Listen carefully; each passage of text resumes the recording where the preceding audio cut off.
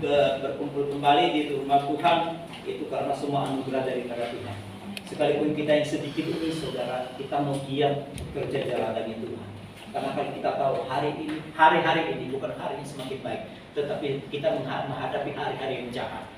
Karena kita tahu peperangan kita bukanlah melawan darah dan daging, tetapi melawan penguasa yang ada di utara, bahkan penguasa yang ada di dalam bumi.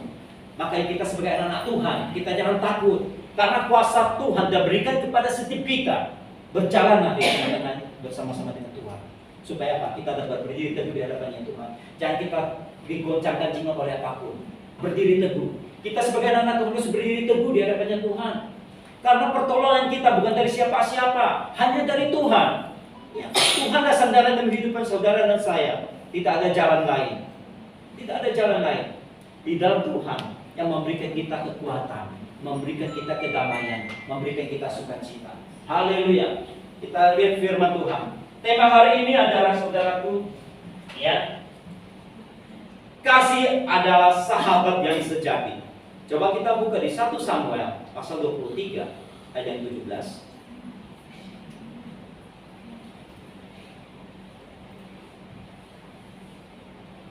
1 Samuel pasal 23 ayat 17 ya.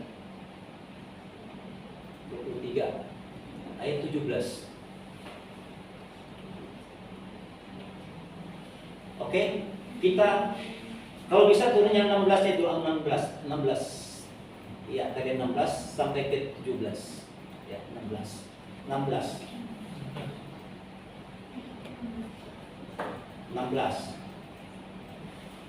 Ya, oke, kita baca sama-sama. 3, 2, 1. Maka bersiaplah Yonatan anak Saul, lalu pergi kepada Daud ke Horesa. Ia menguatkan kepercayaan Daud kepada Allah. 17. Dan berkata kepadanya, janganlah takut, sebab tangan ayahku Saul tidak akan menangkap engkau. Engkau akan menjadi raja atas Israel, dan aku akan menjadi orang kedua di bawahmu. Juga ayah Saul telah mengetahui yang demikian. Haleluya, saudaraku. Kita lihat ya kejadian tentang Yonatan sama Daud. Kita boleh lihat bagaimana dekatnya Yonatan sama Daud. Ya. Dia adalah rekan kerjanya, ya, sahabat kerjanya. Makanya kita sebagai anak Tuhan harus memiliki rekan kerja, ya. Jadi supaya apa? Kita bisa bekerja sama di ladangnya Tuhan. Kalau tidak, kita nggak bisa jalan sendiri, saudaraku. Kita butuh akan seseorang yang dianggap layak. Kita butuh sahabat. Di situ dikatakan temanya adalah kasih adalah sahabat yang setia. Bagaimana kesetiaan Yonatan kepada Daud?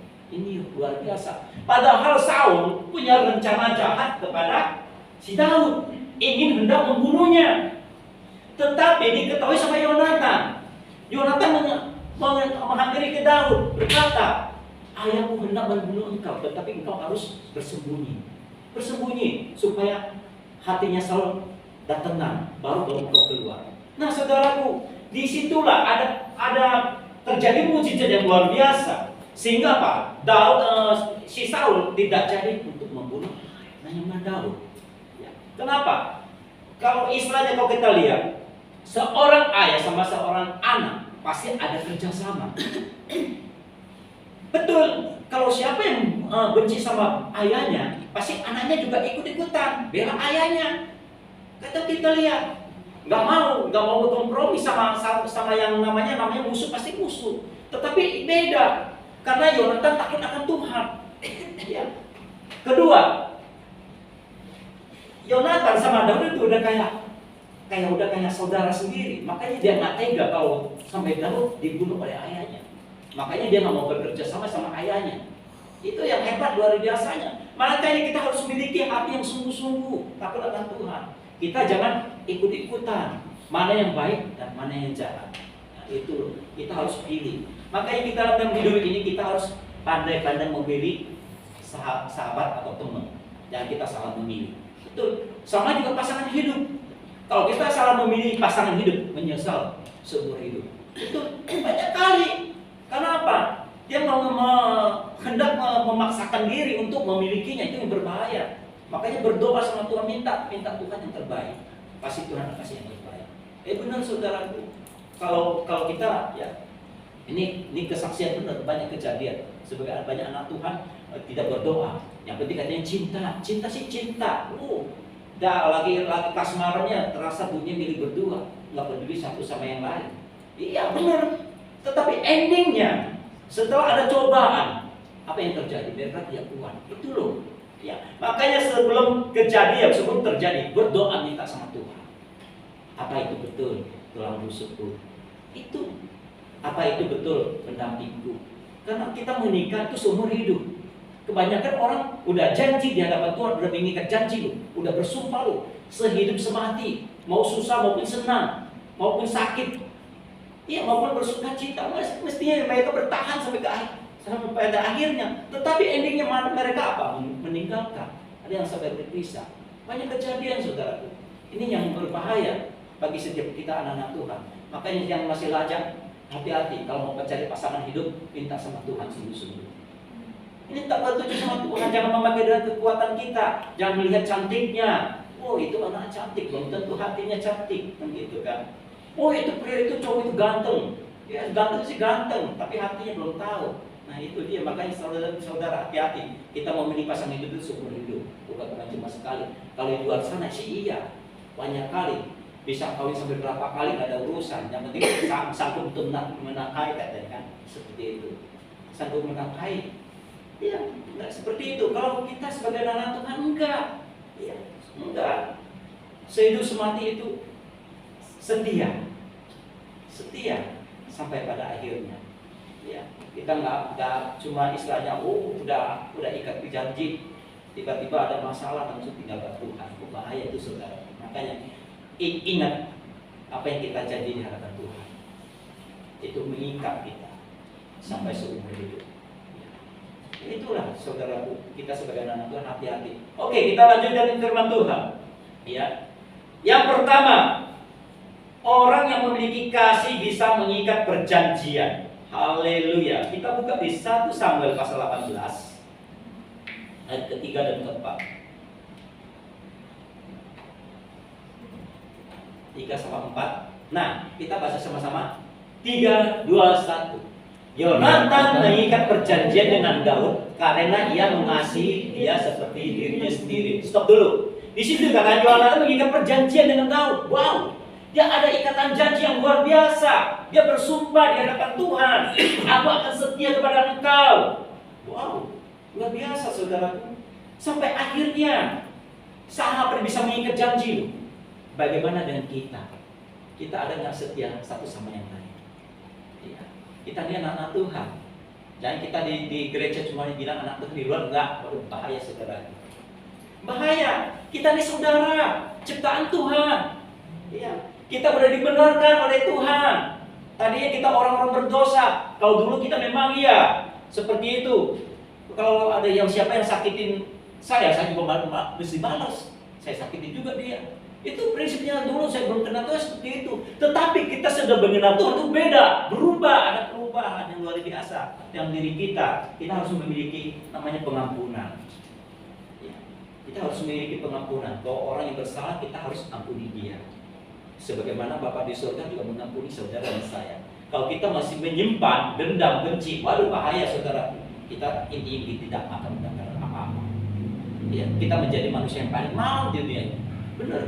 Kita harus memiliki pengampunan yang luar biasa. Ampuni. Memang kadang-kadang kita untuk mengampuni orang seseorang yang kita kenal itu memang sulit. Sulit sekali. Untuk minta maaf sulit sekali. Tapi kita harus berani berdoa sama Tuhan. Minta Tuhan, orang itu telah menyakiti saya dan saya telah menyakiti dia. Waduh, berdoa, minta sama Tuhan. Biar supaya apa? Kita saling mengampuni satu sama yang lain. Supaya apa? Kasih sesama kita terjalin kembali.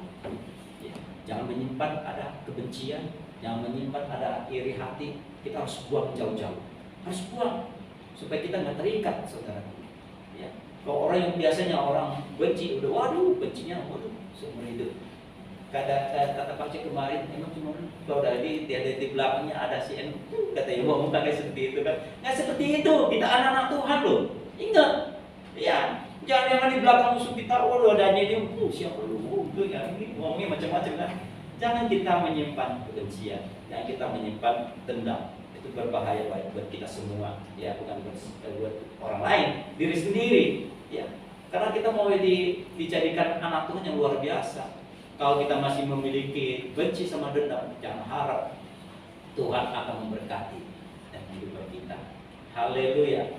Ya, yang ayat yang keempat, Yonatan menanggalkan jubah yang dipakainya dan memberikannya kepada Daud, juga baju perangnya sampai pedangnya, panahnya dan ikat pinggangnya. Oh, haleluya saudaraku. Makanya saudaraku, Yonatan itu luar biasa. Ya bersama Daud itu kasihnya itu luar biasa, ya. Dia udah menganggap itu bukan orang lain lagi. Bukan anggap orang lain itu kayak gimana sih? seumur hidup udah berdua gitu, bareng, ya. Nggak pernah pertengkaran. Memang kadang-kadang dalam masyarakat pasti ada pertengkaran, ada percekcokan pasti ada. Karena apa? Salah paham. Nah, itu memproses supaya apa? Oh, kita tahu mana yang benar, mana yang salah. Ya, kita namanya berteman itu nggak semuanya jalannya mulus, nggak mungkin. Pasti ada cekcok di kita, pasti ada masalah. Namanya hidup dalam dunia ini, nggak mungkin nggak punya masalah. Nggak usah jauh-jauh suami istri aja kadang-kadang punya masalah. Ya, salah dikit aja orang, langsung tegangannya langsung naik. Ya, seperti itu. Iya, sama anak juga sama. Iya. Sama, makanya kita itu istilahnya kalau udah ya udahlah kan gitu. Sekerja ya sudah, yang penting kita tahu mana yang benar, mana yang salah. Kita masalahnya kita anak-anak Tuhan, kita bukan mau ngomongin, oh itu salah si anu, nggak bisa seperti itu. Kita semuanya sama di hadapan Tuhan, nggak ada yang benar, ya semuanya salah. Jadi istilahnya jangan kita sama-sama untuk membenarkan diri, nggak ada artinya, ya. Kalau kita sama-sama membenarkan diri itu nggak ada solusi, itu jalan keluar, nggak ada saudara. Makanya kita harus sama-sama merendahkan diri. Ya. Tuhan berkata nggak ada yang benar, nggak ada yang salah, semuanya sama di hadapan Tuhan. Makanya itu supaya itu kita mengerti prosesnya, bagaimana itu kita mengatasi masalah itu. Kalau dalam rumah tangga nggak ada masalah itu kita nggak akan tahu seperti apa. Benar. Pasti ujiannya dari anak, nggak dari anak, dari suami, dari istri, semuanya sama. Ya. Makanya kita sebagai anak-anak Tuhan harus setia, mengerti. Kalau dalam rumah tangga, ngomong rumah tangga, kalau bercekcokan, udah berperang, wow, saudaraku, kalau sampai kabur segala macam itu bukan solusi. Ya, kita anak-anak Tuhan ingat kalau kita punya masalah dalam keluarga kita selesaikan. Jangan kita bawa keluar ke sana, menceritakan ke tetangga. Jangan, ceritakanlah semua di hadapan Tuhan. Karena Tuhan hanya bisa mendamaikan segala sesuatu dalam kehidupan kita. Haleluya, puji Tuhan. Dan selanjutnya, ya kita buka lagi 1 Samuel 23 ayat 18.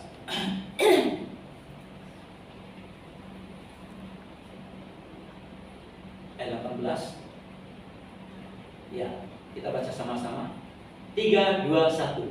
Kemudian kedua orang itu mengikat perjanjian di hadapan Tuhan, dan Daud tinggal di Koresa, tetapi Yonatan pulang ke rumahnya. Nah saudaraku, setelah mereka mengikat perjanjian, wow saudaraku, jangan istilahnya saling menyakiti satu sama yang lain. Harus berjanji ya. Kita harus saling membantu, saling tolong menolong. Itu janji loh. Iya.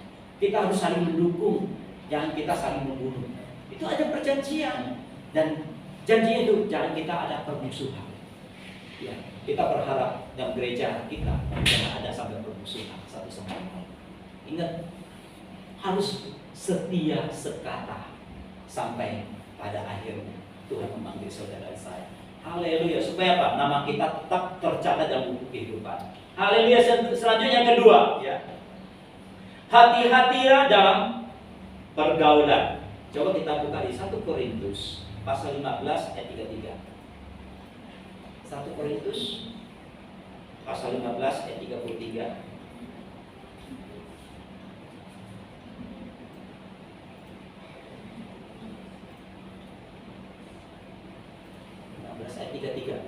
15 buat 13. Ayat 33. Turun lagi. Ya, oke. Ya, kita baca sama-sama. 3, 2, 1.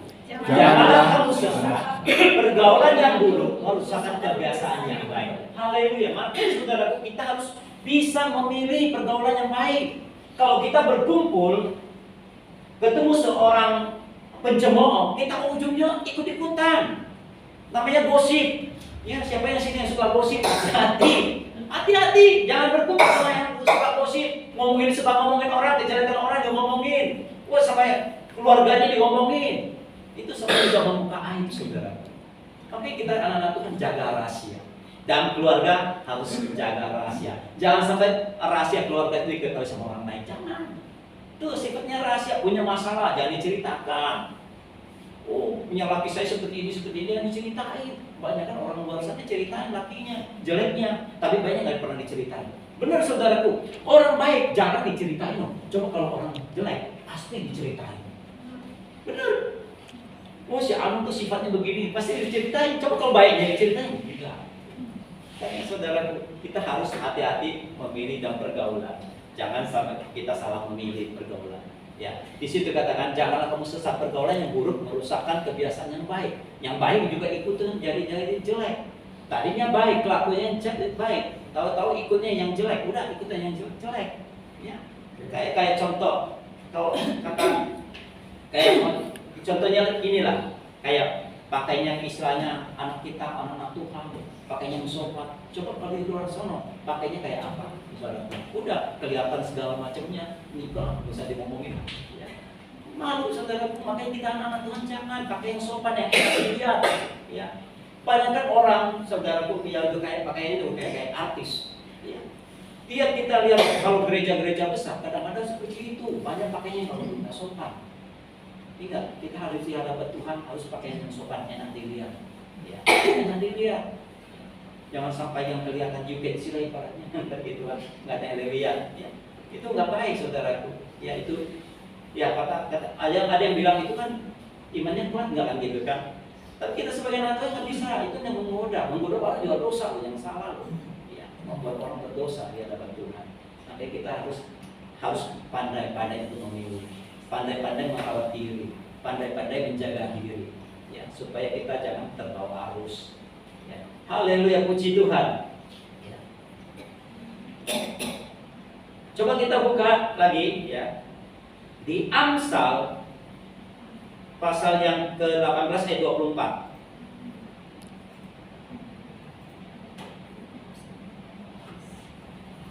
Amsal pasal 18 ayat 24. Ayat 4.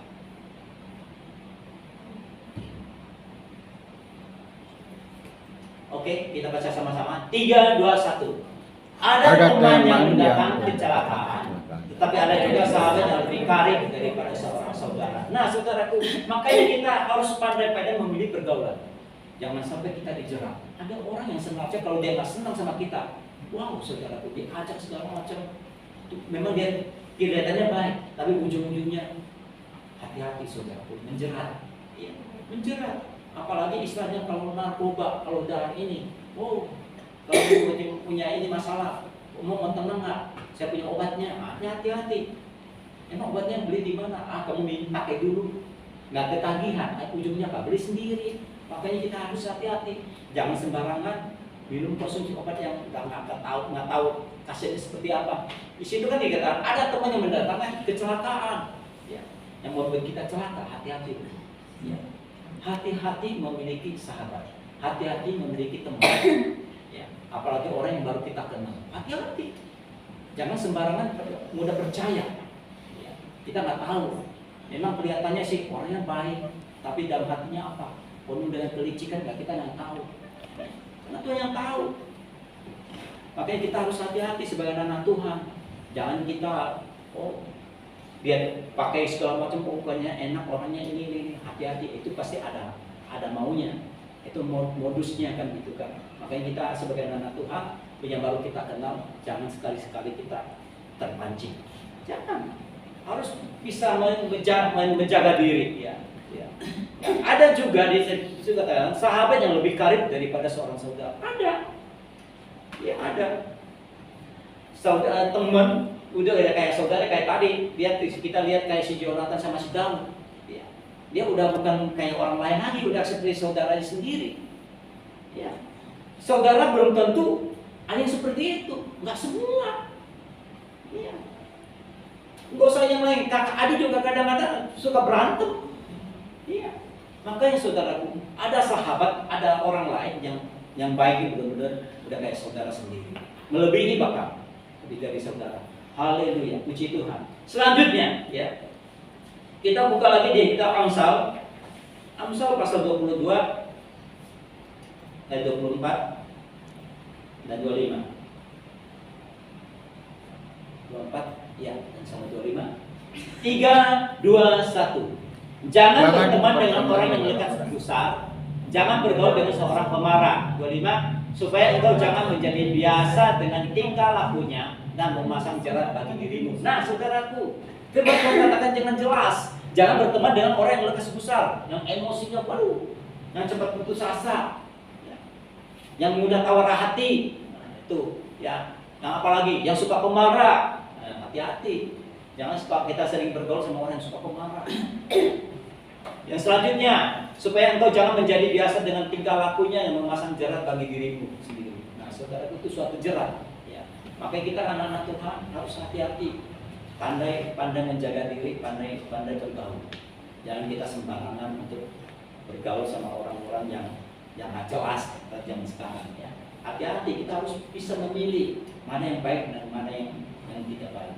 Haleluya. Selanjutnya, ya. Kita buka di Amsal 17 ayat 17.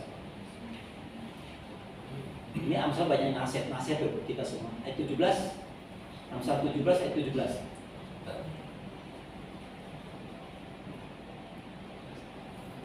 Haleluya. Kita baca sama-sama 3, 2, 1. Seorang sahabat menaruh kasih setia dan menjadi seorang saudara dalam kesukaran. Haleluya. Nah, saudaraku, seorang sahabat itu bisa menolong. Siapa? Coba, kalau kita nggak punya teman, siapa yang bisa nolong kita dalam hidup dunia ini? Ya. Kalau kita nggak punya sahabat, siapa yang bisa nolong? Makanya kita jangan suka ini istilahnya benci satu sama yang lain. Kita harus memiliki sahabat supaya apa? Kalau kita punya masalah, kita bisa minta pertolongan. Iya, itu artinya tujuan kita itu adalah saling menolong satu sama yang lain. Haleluya. Ayat 18. Kita baca sama-sama 3, 2, 1. Orang yang tidak berakal budi ialah dia yang membuat persetujuan yang menjadi penanggung bagi sesamanya. Nah, haleluya saudara. Kalau orang yang tidak setia, hati-hati. Haleluya. Kita makanya menjadi sahabat yang benar-benar yang sungguh-sungguh mau mengerti keadaan kita. Kadang-kadang namanya sahabat, kadang namanya teman. Oh, sekian lama nggak pernah ketemu, ya. Nah, kita tahu ini anak begini. Kalau dia datang pasti ada maunya. Apalagi zaman sekarang punya HP, punya WA, nggak pernah ngebel, nggak pernah apa. Kalau ada ngebel, ada itu pasti ada maunya. Nah, hati-hati pasti. Benar, sering kali untuk kita ini aja kita susah minta ampun. Ya, bertemu muka aja susah minta ampun. Tetapi kalau udah lagi terdesak pasti dia akan ini nyari. Ya. Siapa lagi yang bisa menolong? Ibaratnya seperti itu. Nah, hati-hati, jangan kita ini. Makanya kadang-kadang saya memiliki teman itu yang luar biasa, semuanya baik-baik, nggak ada yang ini. Ya, semuanya baik-baik. Apalagi tercontoh, Bapak Elia ini udah tahu dari lacangnya seperti apa kita selalu bersama. Ya, tidur kasur baru. Iya, benar. Dia tahu kita memiliki teman yang luar biasa. Tetapi kalau kita bergaul sama orang yang di luar sana, waduh, itu memang baik, tapi ya, belum tentu. Iya, belum tentu. Karena apa? Nggak sesuai itu. Memang kelihatannya baik. Memang ada yang baik, ada. Tapi nggak semuanya gitu. Nggak semuanya bisa menolong. Itulah saudara namanya teman dan sahabat. Makanya kita sebagai anak Tuhan jangan kita salah pergaulan. Ya. Contoh. Kalau dulu memang kita juga seringnya merokok dulunya kita. Ini kalau dia ngerokok, saya dari dulu beli rokoknya filter. Setelah saya umpetin, saya buang. Iya. Karena kenapa lo? Saya bilang, padahal dia udah tadinya udah berhenti, tapi masih ngerokok. Iya, katanya hanya iseng katanya. Rokoknya masih penuh loh. Saya umpetin di bawah kasur, nggak tahu kemana, nggak tahu dan nggak ngerti. Enggak, saya udah buang, saya bilang gitu. Benar. Iya. Itu tujuannya baik, supaya dia nggak terikat sama rokok. Iya, karena dia udah tahu. Tapi dia merokoknya apa? Nyolong-nyolong. Benar, saya nggak marah, ini benar. Dia udah tahu. Itu namanya seorang sahabat. Iya. Kenapa? Kalau yang merokok terus ntar kebiasaan. Iya. Dia kembali lagi ke awalnya yang sudah merokok itu. Iya. Kenapa? Dia udah dilepaskan dari rokok, dia kembali. Itu berbahaya. Nah, temannya dia itu juga ada sama. Tadinya merokok. Kita dikasih tahu jangan, sampai sekarang dia berhenti. Ya, tapi teman sih sekedar teman, nggak terlalu akrab kayak gimana, karena kita tahu wataknya seseorang. Iya, tahu watak seseorang, mana yang baik, mana yang tidak baik. Bukannya kita nggak mau bergaul, mau kita, tapi hati-hati harus jaga jarak gitu loh. Intinya jaga jarak, jangan terlalu dekat. Boleh, nggak masalah kita bergaul kita, tapi hati-hati. Kita udah paham, jangan kita sampai kita terjebak gitu, jangan terjerat. Oke, terjerat mau, waduh susah ntar keluarnya kan gitu, seperti itu. Haleluya. Kita lanjutkan kembali. Ya. Amsal pasal 19 ayat 4 sampai 7. Ayat 4 sampai 7. 4 dulu pelan-pelan, iya. Oke. 3 2 1.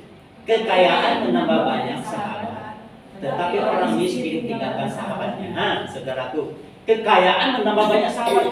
Nah, bagaimana kita seorang menjadi orang kaya? Kayaan artinya bukan kaya secara ini loh, jasmani, bukan. Tapi iman rohani. Iya, iman rohani yang penting. Berkat yang jasmani itu urusan belakangan, itu akan mengalir. Itu loh. Ya, jadi kita ya di situ katakan ya, orang miskin tadi ayat berapa sih? Kok berubah gitu loh? 4-4-nya. Kekayaan menambah banyak sahabat, tetapi orang miskin ditinggalkannya sahabatnya. Orang miskin karena dia itu istilahnya kalau udah miskin sombongnya nggak keturunan. Banyak orang udah miskin loh, sombongannya waduh luar biasa. Tapi kalau masalah duit mau. Iya. Oh, itu muna namanya biasa. Muna. Iya. Muna dianya. Dikasih duit mau katanya ngomong soal kasih luar biasa, ngomong kasih luar biasa loh, tetapi dirinya belum tentu ada kasih. Makanya saudara kadang-kadang saya geleng-geleng kepala, emang kita kasihnya kurang, mau dikasih terus? Kasih bukan seperti itu, kasih itu ramah tamah, penuh dengan kasih sayang, bukan secara materi, bukan. Ya, apa yang kita bisa kita bagikan, itu lo kasih. Jangan seluruh hari minta duit, waduh. Emang gua bapak lu, kayak gitu kan? Emang gua ini saudara lu? Memang kita saudara sama Tuhan, tapi nggak bisa seperti itu, ya? Iya, nggak bisa. Masa tiap hari minta melulu ya, bosan juga lah kitanya, nggak kan gitu? Nggak bisa seperti itu loh. Kita kan punya kaki, punya tangan, bisa bekerja. Iya, haleluya. Yang selanjutnya yang kelima, ya, saksi dusta tidak akan luput dari hukuman. Orang yang menyemburkan kebohongan tidak akan terhindar. Waduh, bahaya saudaraku. Makanya kita jangan jadi orang yang saksi dusta. Haleluya, kita buang jauh-jauh. Ayat ke-6. Banyak orang mengambil hati orang dermawan. Setiap orang bersahabat dengan si pemberi. Nah, saudaraku, orang yang kalau seorang memberi pasti ada sahabat. Itu sahabat yang luar biasa. Sahabat itu suka memberi. Ya. Sahabat itu suka memberi kita tanpa pamrih, saudaraku. Ya, kalau seorang sahabat yang melihat ke saudaranya kurang, pasti dikasih. Kalau dia punya duit, kalau punya duit apa yang mau dikasih? Iya, saudaraku. Iya, makanya saudara, kita anak-anak Tuhan, kita tahu ya satu sama yang lain. Ya. Yang ketujuh, orang miskin dibenci semua saudaranya, apalagi sahabat-sahabatnya. Mereka menjauhi dia. Ya, yang mengejar mereka, memanggil mereka, tetapi mereka tidak ada lagi. Nah, saudaraku, orang miskin dibenci oleh semua saudaranya, apalagi sahabat-sahabatnya. Mereka menjauhi dia. Ia mengejar mereka, memanggil mereka, tetapi mereka tidak ada lagi. Nah, saudaraku, jadi saudara kita harus, kalau namanya kita bersahabat atau berteman, bersaudara, kita harus bisa jaga diri. Ya, kita harus tahu diri dikit lah kan gitu kan. Jangan sampai berlebihan.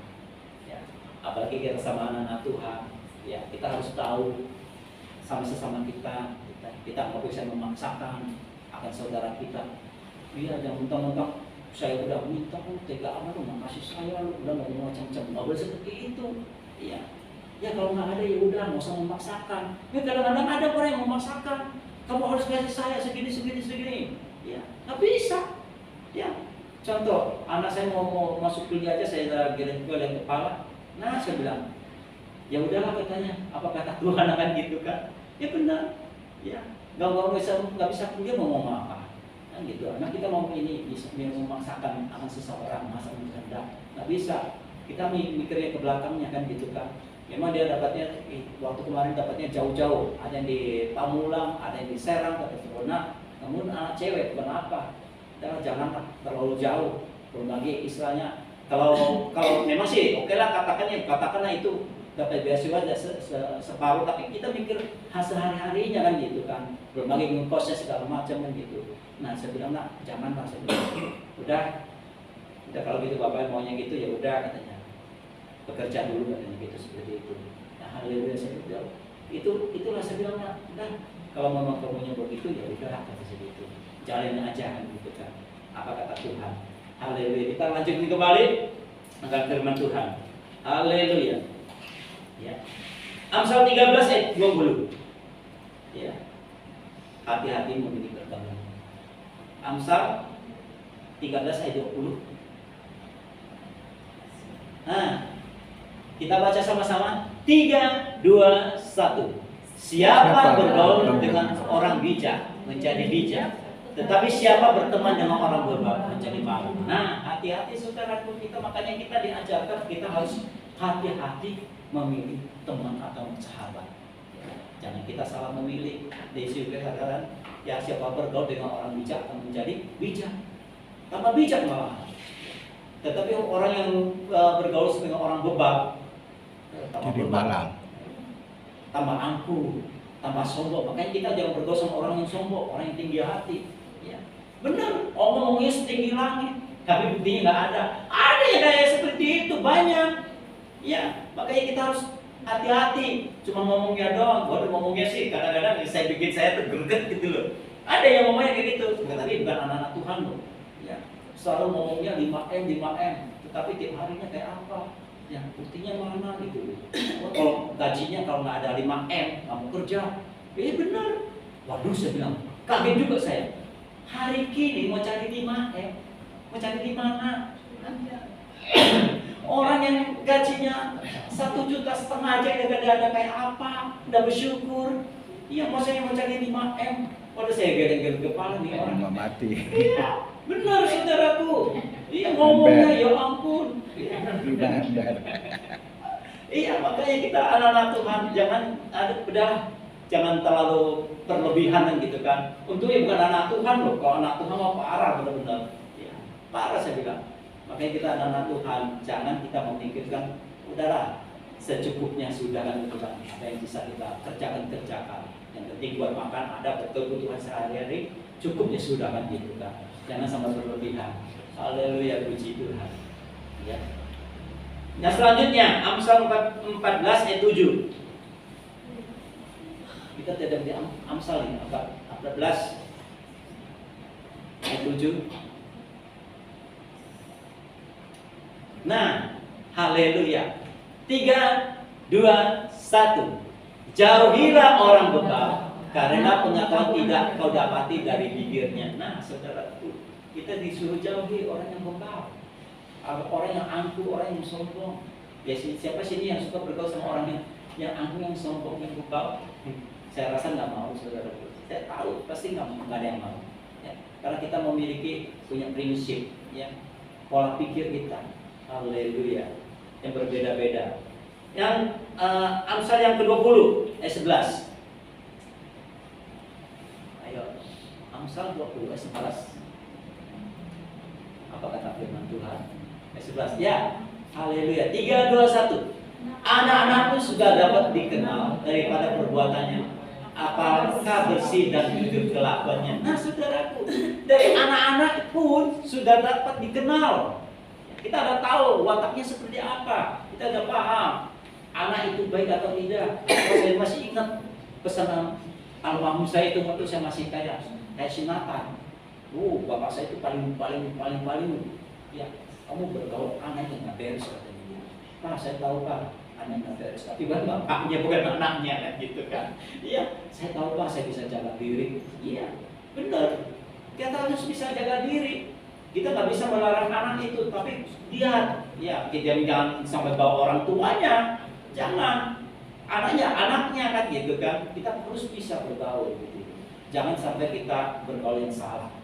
Ya, kita yang besar jangan sampai salah bergaul sama teman. Ya, cari teman yang baik, cari teman yang setia, apalagi cari teman yang seiman. Haleluya, puji Tuhan. Kita lanjutkan kembali Amsal 27 ayat 12 ayat 17.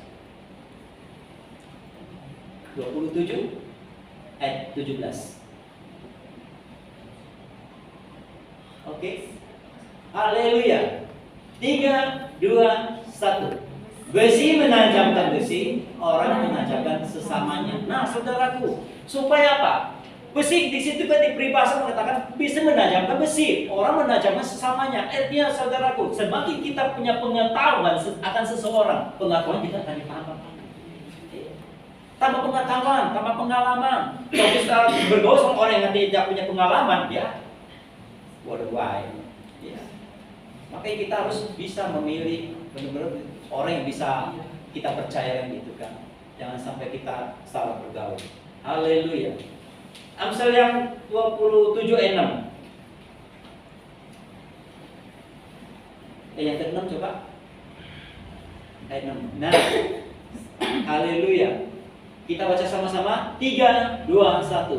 Seorang kawan memukul dengan maksud baik, tetapi seorang lawan mencium secara berlimpah-limpah. Nah, saudaraku, seorang kawan memukul dengan maksud baik. Ada saudaraku itu memukul artinya bukan bantuin juga, menegur. Itu ada maksud baiknya. Jangan kamu ikut-ikutan kan gitu seperti itu. Itu nasihat. Ya, dari seorang lawan mencium secara berlimpah-limpah. Nah, kalau bercium berlimpah-limpah itu ada maksudnya yang nggak baik juga. Makanya kita, yang mentang-mentang dia kaya itu, dia kasih ini, gitu, kita ikutin aja kan gitu, nggak seperti itu. Ya, ujung-ujungnya nantinya kita yang akan dipermalukan, kita mau ikut seperti itu. Memang dia orang berduit, orang kaya, tentang di ujung-ujungnya, ini pengemis datang lagi, mau nggak dibilang pengemis? Datangnya meminta-minta, jangan. Makanya yang malu siapa? Diri kita sendiri, kita dipermalui. Makanya kita harus hati-hati, ya, hati-hati. Ya. Jangan sampai kita salah bergaul. Haleluya. Yang ketiga, ya, sahabat yang sejati adalah sahabat yang tidak pernah meninggalkan saudara-saudaranya. Coba kita buka di Injil Yohanes 15. Injil Yohanes 15.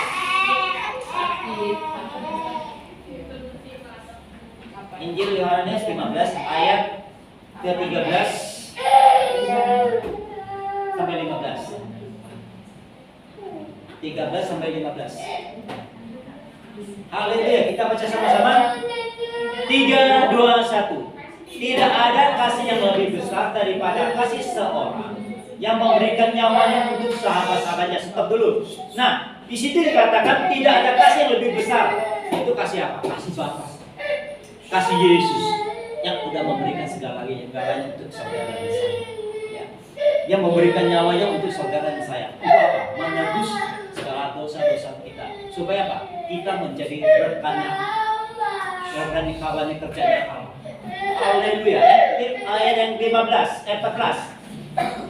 Ya, 14 kita 3, 2, 1. Kamu adalah sahabatku jikalau kamu berbuat apa yang kuberitakan kepadamu. Nah, saudaraku, ini perintah loh. Ya. Kamu adalah sahabatku, kata Tuhan. Tuhan tidak menganggap kita itu siapa-siapa, anggap kita itu sahabat, saudara. Apalagi kita anak-anaknya. Haleluya. Yang ke-15, 3, 2, 1.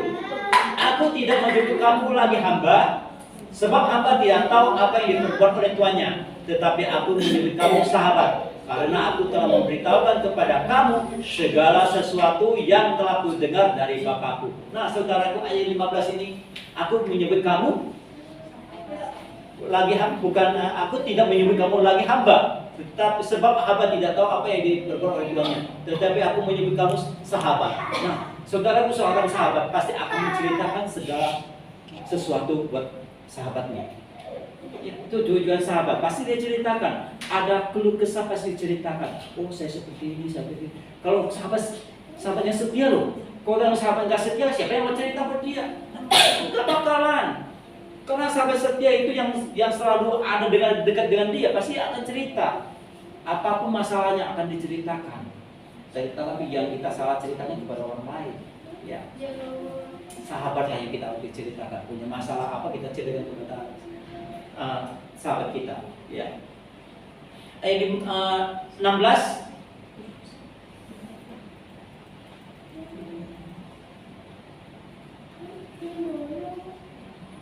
Haleluya. Ayat 16, ya. 3, 2, 1. Bukan kamu yang memilih aku, tetapi akulah yang memilih kamu, dan aku telah menetapkan kamu supaya kamu pergi dan menghasilkan buah, dan buahmu itu tetap, supaya apa yang kamu minta kepada Bapa dalam aku diberikannya kepadamu. Haleluya, saudara. Jadi saudara, Tuhan, Dia itu sungguh luar biasa. Dia telah memilih kita. Dari sebelum kita lahir ke dunia ini, Tuhan sudah punya rencana, sudah rancangkan kehidupan setiap kita. Tuhan sudah merancangkan yang terbaik untuk anak-anaknya, supaya anak-anaknya tidak salah jalan. Tetapi kadang-kadang anaknya suka berontak, suka ngelawan akan kehendaknya Tuhan, nggak sanggup diproses. Makanya kita sebagai anak-anak Tuhan harus siap diproses oleh Tuhan. Iya benar, prosesnya memang sakit. Kadang-kadang teguran dari sesama kita nggak bisa terima. Nah, itulah proses. Ya, kita sanggup nggak melewati. Kalau kita sanggup melewati, kita jadi orang pemenang. Inilah proses. Jangan kita sekali ditegur oleh pendeta atau siapapun, kita langsung cuma di sini ada gereja. Jangan seperti itu. Kita harus tetap berdiri teguh di hadapan Tuhan. Ya. Berdiri teguh. Itu intinya, artinya kita diproses. Ini kamu terbuat dari emas atau jerami. Nah, itu bahaya loh. Kalau jerami, saudaraku, dibakar kena habis. Kalau emas dibakar semakin murni, semakin kinclong, semakin bagus. Itulah emas. Makanya kita jadi anak Tuhan yang emas yang dipilih oleh Tuhan. Yang kita jadi anak Tuhan yang jerami atau gabah, habis itu dibuang. Waduh, saudaraku, bahaya. Makanya kita ikut Tuhan, jangan sampai kita sia-sia mengikut Tuhan. Haleluya. Selanjutnya, ya. Selanjutnya kita buka di Amos. Amos pasal 3 ayat 3.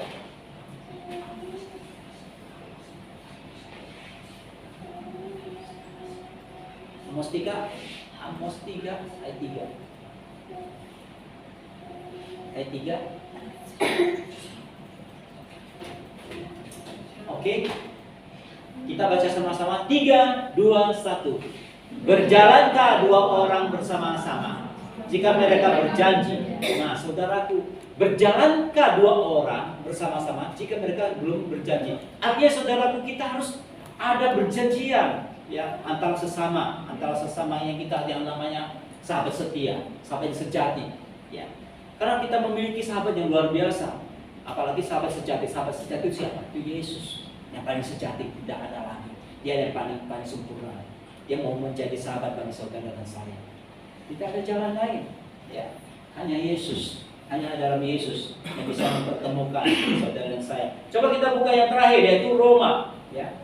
Roma pasal 5 ayat 7 sampai 8.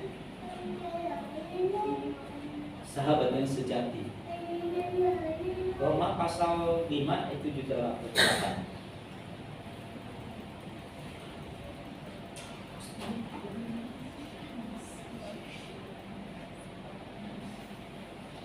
Ayat 7 sampai 8, ya. Kita baca sama-sama. 3, 2, 1. Sebab tidak mudah seorang mau mati untuk orang yang benar, tetapi mungkin untuk orang yang baik ada orang yang berani mati. Stop dulu. Ayat 7 tadi, stop dulu. Di situ dikatakan sebab tidak mudah seorang mau mati untuk orang yang benar. Nah, saudaraku, siapa ya sih yang mau mati buat orang yang benar? Mungkin ada, karena dia baik, daerah, orang kesayangannya bisa, dia berani berkorban. Nah, selanjutnya, tetapi mungkin untuk orang yang baik dan orang yang berani mati, nah kan gitu kan. Tetapi Tuhan Yesus enggak. Tuhan Yesus berkorban untuk semuanya. Untuk apa? Demi keselamatan kita, supaya kita diselamatkan. Dia mati untuk kita, dia bangkit untuk kita. Supaya apa? Pada saatnya kita akan seperjalan dengan Allah di antara jasa. Amin. Haleluya. Yang ke-8. Ya. Ayat ke-8, ayat yang terakhir. 3, 2, 1. Akan tetapi Allah menunjukkan kasih-Nya kepada kita oleh karena Kristus telah mati untuk kita ketika kita masih berdosa. Nah, saudaraku, siapa sih yang bisa menebus?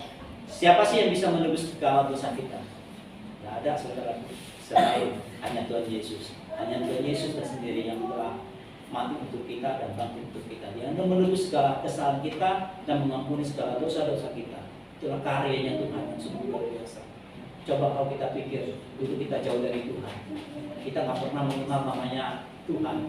Siapa sih yang bisa menebus segala dosa-dosa kita? Kalau dulu orang-orang zaman dahulu itu ya menebus dosanya itu lewat binatang. Binatang yang dikorbankan untuk menghapus dosa. Ya, itu kalau kita lihat perjanjian-perjanjian yang zamannya raja-raja, semuanya itu masih bertepatan itu semuanya itu akan ya baru mereka kemarin mau merayakan ya korban ya seperti itu untuk menghapus dosa. Tetapi Allah sekali untuk selama-lamanya, yaitu Yesus melakukannya. Ya sekali untuk selama-lamanya, tidak ada lagi yang perlu dikorbankan. Ya. Makanya kita anak-anak Tuhan, kalau ketemu di gereja, hati-hati saya mau sampaikan, jangan suka bawa koper. Ingat, jangan suka bawa koper, korban perasaan. Ya, ingat, dikit-dikit perasaan jeleknya.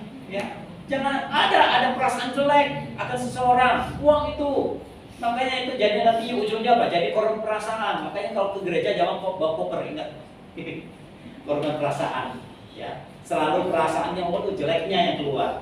Oh, si Anu jelek banget sih ini ngomongin saya gitu kan, ngatain saya macam-macam. Nggak usah seperti itu. Ya, terimalah dengan rendah hati. Terimalah dengan rendah hati. Itu namanya proses supaya kita apa? Di kita hidup kita terus terang kepada Tuhan. Supaya pada akhirnya kita ditolak oleh Tuhan. Kalau kita ditolak oleh Tuhan, intinya apa? Kita sia-sia untuk beribadah kepada Tuhan. Jadi sia-sia. Kalau firman Tuhan katakan dalam Korintus itu, jeripayamu tidak akan sia-sia. Upahmu besar di surga. Haleluya. Kiranya Tuhan Yesus memberkati kita semua.